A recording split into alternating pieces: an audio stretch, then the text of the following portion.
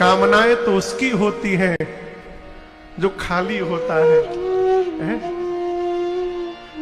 देखिए, कोई बर्तन यदि है ना आपके पास, मान लिए बहुत बड़ा बर्तन होगा, कुएं के पास जाएंगे तो नहीं भर पाएगा, मान लेते हैं।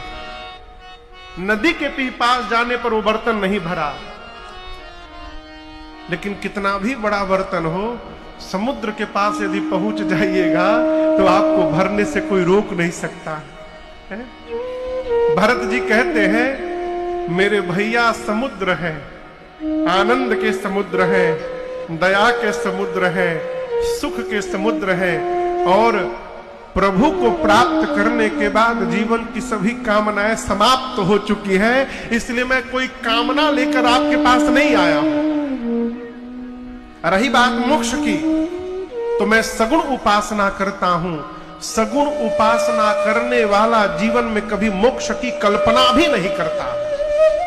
सगुण उपासक मोक्ष न ले।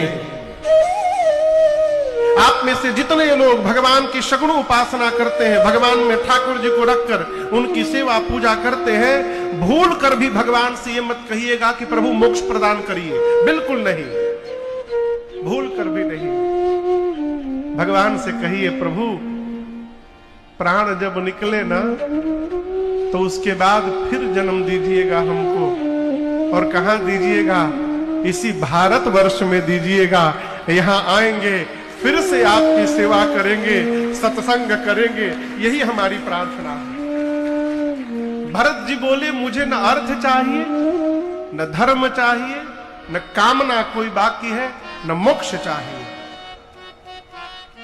भरत जी की बात सुनकर तीर्थराज प्रयाग संकोच में पड़ गए। क्यों? मेरे पास जो देने के लिए है वो भरत जी को चाहिए ही नहीं। अब जो भरत जी मांगेंगे वो मैं कहां से ला करके दूंगा?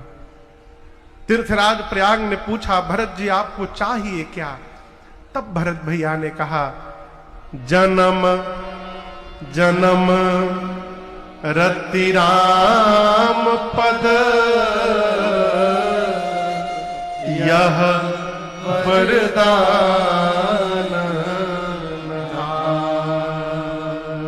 एक वरदान दीजिए, मैं जब जब धरती पर जन्म लूं तब तब मेरे भैया श्री रघुनाथ जी के श्री चरणों में मेरा प्रेम दिन रात बढ़ता जाए। तीर्थराज प्रयाग, इसके अलावा हमें आपसे दूसरा कोई वरदान नहीं चाहिए।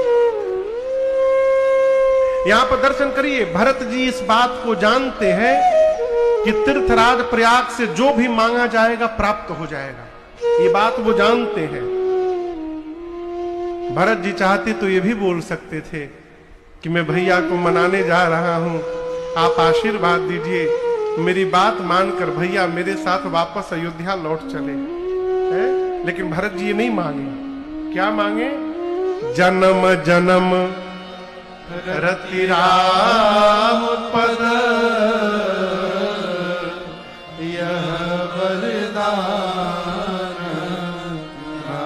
ये प्रसंग कह रहा है कि जीवन में कभी भी भगवान के सामने सिर झुकाइए तो ऐश्वर्य न मांगिए। मैं बारंबार आपसे निवेदन करूं, साकेतवासी स्वामी श्री राजेश्वरानंद सरस्वती जी महाराज कहते थे, भाग्य में यदि होगा, भाग्य में, तो जो सुख भाग गया है वो भी भाग करके आएगा। और यदि भाग्य में नहीं है तो आया हुआ भी भाग करके चला जाएगा, टिकने वाला नहीं है। कितना सुख मिलना है, कितना धन मिलना है, कितना ऐश्वर्य मिलना है, ये सब निश्चित है। कोई आपका कौड़ी छीन नहीं सकता, कौड़ी अधिक आप अपने पास रख नहीं सकते, चला जाएगा है? फिर क्या महाराज, भगवान के सामने आप राम कथा में बैठे हैं, आपके सामने रघुनाथ जी हैं, मेरे सामने मेरे लाला सरकार हैं। आप में से जो कन्हैया के भगत हैं, कन्हैया के कितने भगत हैं? कन्हैया वाले, कन्हैया के भगत हैं। आप में से जो कन्हैया के भगत है ना, राम जी से कहिए, हे रघुनाथ जी, आशीर्वाद दीजिए, हमारे बांके बिहारी के चरणों में हमारा प्रेम दिन रात बढ़ता जाए, इसके अलावा हमें आपसे कुछ नहीं चाहिए। राम जी के भी चरण में नहीं, कन्हैया के चरण में, अपने इष्ट के चरण में निष्ठ रहिए, यही मांगने योग्य है।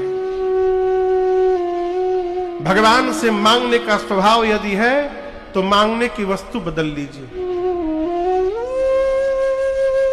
भगवान से सामान न मांगिए, भगवान से भगवान को ही मांग लीजिए। है? हम लोग एक पद गाते हैं,